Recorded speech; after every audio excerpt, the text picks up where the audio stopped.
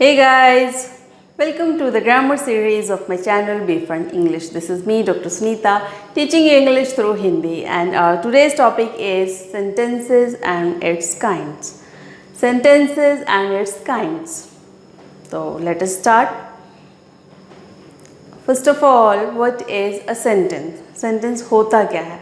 Let us see it with some examples. Okay.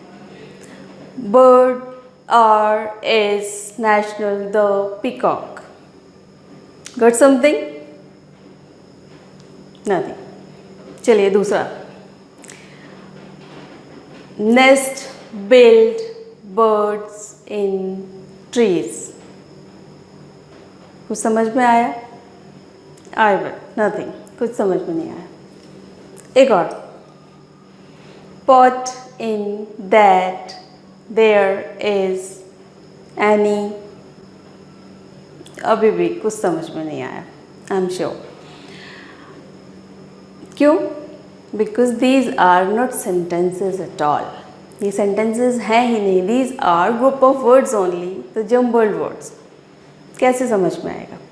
चलिए अभी इन्हीं शब्दों को मैं रीअरेंज करके बोलती हूँ. See, birds. No, this first one. The peacock is our national bird.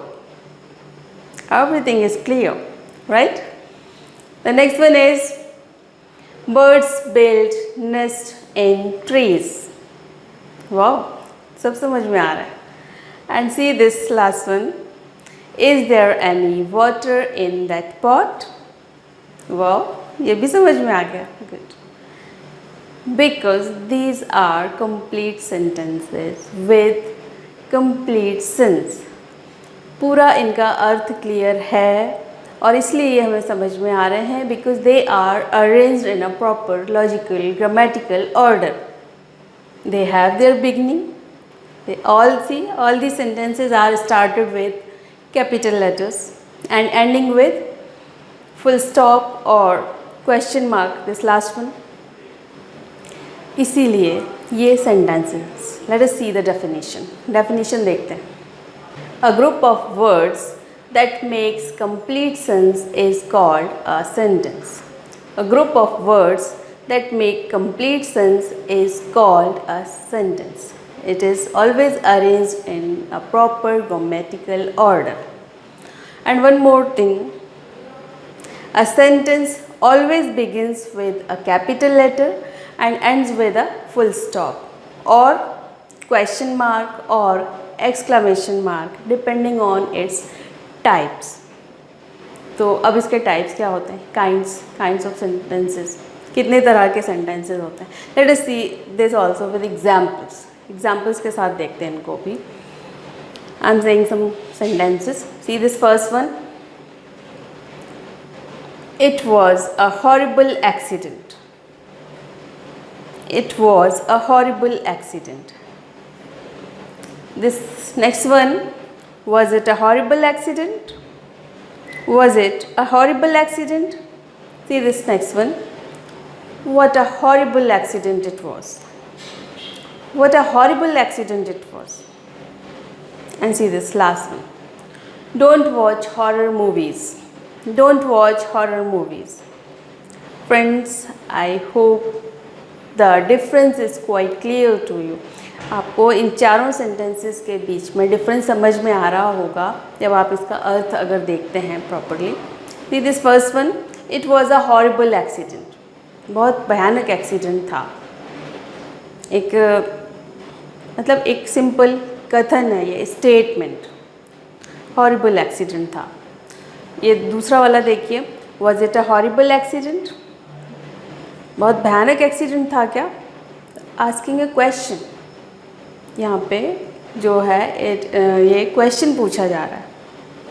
Meaning change हुआ. See this. What a horrible accident it was. यहाँ पे this sentence is making an exclamation. आश्चर्य व्यक्त किया जा रहा है. Sudden feeling, expression of sudden feelings. What a horrible accident it was. कितना भयानक एक्सीडेंट था. और ये लास्ट वाला देखिए. Don't watch horror movies. Don't watch horror movies. Parents बोलते हैं ना बच्चों को ये हॉरर मूवीज़ मत देखा करो। It is expressing a command, an order. तो ये क्लासिफिकेशन आपको समझ में आ रहा होगा अर्थ की वजह से। You see this is the classification अब जो मैं आपको बताने वाली हूँ, kinds of sentences based on the meaning of the sentences. अर्थ के आधार पे जो क्लासिफिकेशन है इनका प्रकार वो। तो चलिए अब इन सब की भी डेफिनेशंस और कुछ और एग्जांपल्स देख लेते हैं। The first one is assertive or declarative sentences. Assertive or declarative sentences. The definition is an assertive sentence is one that affirms or denies something. An assertive sentence is one that affirms or denies something.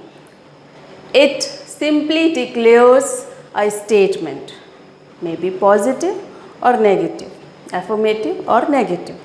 तो ये जो है assertive और declarative sentence ये एक तरह के कथन होते हैं। पॉजिटिव भी हो सकते हैं और मतलब सकारात्मक भी हो सकते हैं और नकारात्मक भी हो सकते हैं। ये सिंपली कुछ बता रहे होते हैं आपको। एग्जाम्पल्स देख लेते हैं। Rachna gave me a book. Rachna gave me a book एक सिंपल सा स्टेटमेंट है, बताया जा रहा है आपको रचना मैडम ने मुझे एक किताब दी थी। आई लाइक स्वीट्स, मुझे मिठाइयाँ पसंद हैं। I like sweets positive statement है। ये दोनों ही सेंटेंसेस पॉजिटिव स्टेटमेंट्स हैं। See this negative one, he did not help me. He did not help me, उसने मेरी मदद नहीं की। Negative statement again. And see this last one, Alok and Kadir did not submit their assignments. Alok and Kadir मेरे students हैं, did not submit their assignments. आलोक ने और कादिर ने अपने असाइनमेंट्स जमा नहीं किए। तो ये नेगेटिव सेंटेंसेस के एग्जांपल्स और ये पॉजिटिव सेंटेंसेस के एग्जांपल्स। तो दीज आर असर्टिव और declarative sentences. Next one is interrogative sentences, मतलब प्रश्नवाचक वाक्य। प्रश्नवाचक वाक्य, इसकी डेफिनेशन देखिए। A sentence that inquires about something और someone is called an interrogative sentence. Let us see the examples. What are you doing, क्या कर रहे हो। व्हाट आर यू डूइंग, क्या कर रहे हो। Did you finish your work, काम पूरा कर लिया। Did you finish your work, question पूछा जा रहा है, क्वेश्चन पूछा जा रहा है ना। तो these are the examples of interrogative. चलिए कुछ और एग्जाम्पल्स देख लेते हैं। Are you going to attend the meeting, are you going to attend the meeting. Again the question, how is your mother now, how is your mother now, अभी तुम्हारी माँ कैसी हैं। Again the example of interrogative sentence.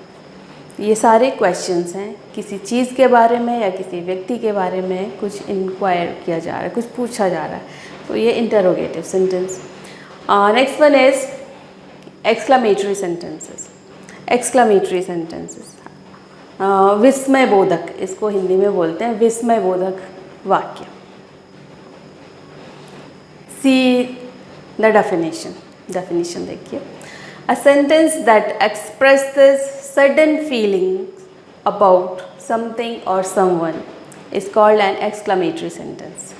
A sentence that expresses a sudden feeling about something or someone is called an exclamatory sentence. विस्मय बोधक, जैसे कि शब्द से ही पता चल रहा है, कुछ अचानक जिसको देख के हम बहुत ज़्यादा खुश हो जाते हैं, आश्चर्यचकित हो जाते हैं या बहुत ज़्यादा दुखी हो जाते हैं, तो ऐसे सेंटेंसेस को बोलते हैं एक्सक्लामेटरी सेंटेंसेस। चलिए इनके भी हम एग्जांपल्स देख लेते हैं। How hot it is getting today, आज कितनी ज़्यादा गर्मी है। How hot it is getting today. What a beautiful picture, what a beautiful picture, कितनी सुंदर तस्वीर है। One more, alas he is no more, दुख की भावना जब व्यक्त करते हैं। अलास ही अब वो नहीं रहा। और इसी तरह से hurray we have won the match, मतलब खुशी की भावना व्यक्त कर रहे हैं बहुत ज़्यादा। तो ये, और yes friends, one more thing, exclamatory sentences always end with an exclamation mark। ये देखिए exclamation mark, हर exclamatory sentence जो है उसके बाद आपको exclamation mark लगाना होता है। और इस तरह क्वेश्चन जो है इंट्रोगेटिव सेंटेंसेस में भी आपको इंट्रोगेटिव मार्क लगाना होता है। Let us come to the imperative sentence now.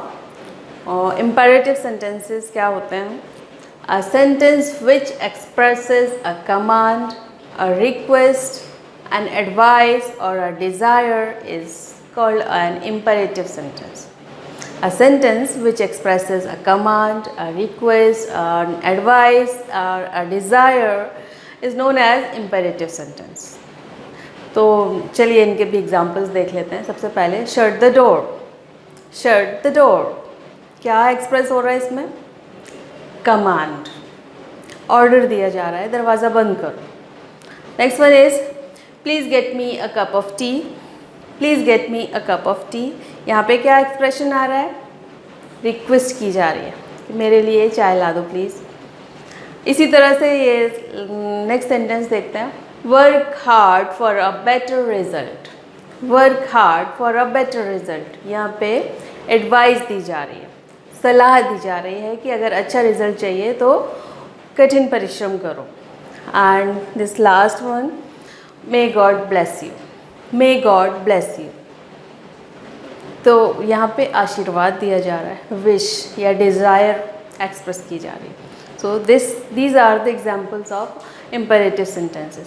Friends, I hope you might have understood all these types of sentences very well, and in my next video I will come up with types of sentences based on structure। Structure के और इसके construction के basis पे sentences कितने तरह के होते हैं उनके पूरे डिटेल्स के साथ मैं आऊँगी अपने नेक्स्ट वीडियो में। Till then keep watching my videos. Bye bye, thank you.